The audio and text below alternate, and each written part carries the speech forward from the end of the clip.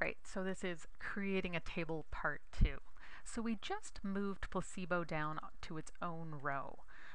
We'll probably want to check and make sure that the n size makes sense here. That might need to be changed. We have a couple others that we could do that with. So we want to make sure that everything's in its place. We don't have any weird things hanging out over here. Everything needs to be in its place. We'll go ahead and just assume that's done. Then the other thing we need to do is we don't have target symptom anymore. That was anxiety, which we took out. So we'll get rid of that column header. Then we need to take this top row of column headers and get them to line up with what we have. Now we can either do left justified tabs. We can drag over the ones we already have so that they line up with the various numbers we have.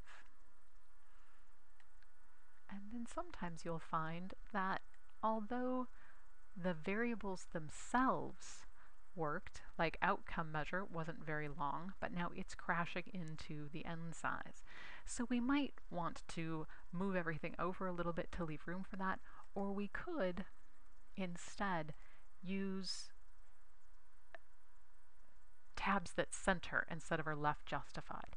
So we could take that out. We could do a center tab over that, and center treatment type over that column. We could then take that one out, outcome measure. We could center outcome measure over it. We could do the same for n. And we could do the same for comparison type, though I'd prefer to leave it where it's at. And this one, because it's so much longer, let's put that one there as well. Now, the other problem I'm having is I never want to see numbers left justified. They should always be right justified, or if there are decimals, they should be using a decimal tab. So in this case, let's take this set of numbers, and we need to change this tab from a left justified tab to a right justified tab.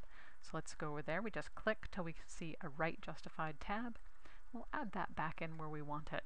Boom, pulls everything back. Now our ones digits are lined up, our tens digits are lined up, and our hundreds digits are lined up. Perfect. Now these actually are working out okay, but it would be better to have a decimal tab over here. So let's remove that tab. Let's go find a decimal tab. Looks like a T with a freckle or a mole. I'm going to grab that T with a mole and stick it over here.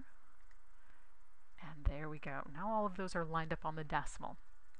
Now if they differed in some way, we won't end up with decimal shimmy, as I call it, where the decimals don't quite line up. Depends on the font you're using, other things. Sometimes that can be very problematic. The other thing we could do is we probably don't need effect sizes out to 4 decimal places.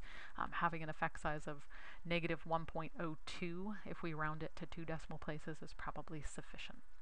The last thing we need to do is to make sure that it's in APA format. So this top row, we need to have it double spaced from what's below it. We need to add in lines above and below the table. We can do that by inserting, shapes, find a line under lines. You can just draw a line across.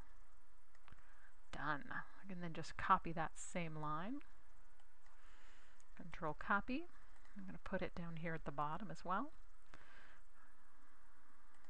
Grab that line and drag it down to the bottom. Now we need a note underneath here. We need a note underneath the table. We also need to get rid of any of these extra spaces. Like there's 2 spaces after this one, only 1 space after others. Everything should have 1 space. Everything should be basically double spaced in the end. So make sure that your whole entire table looks double spaced. The other thing we need is to have a title and a table number. So it should say table 1 and then a descriptive title of what is in that table. And that should be brief, concise, but descriptive. And make sure that you have a line at the top and a line at the bottom and a note at the bottom describing any sort of abbreviations that are contained in the table. Good luck!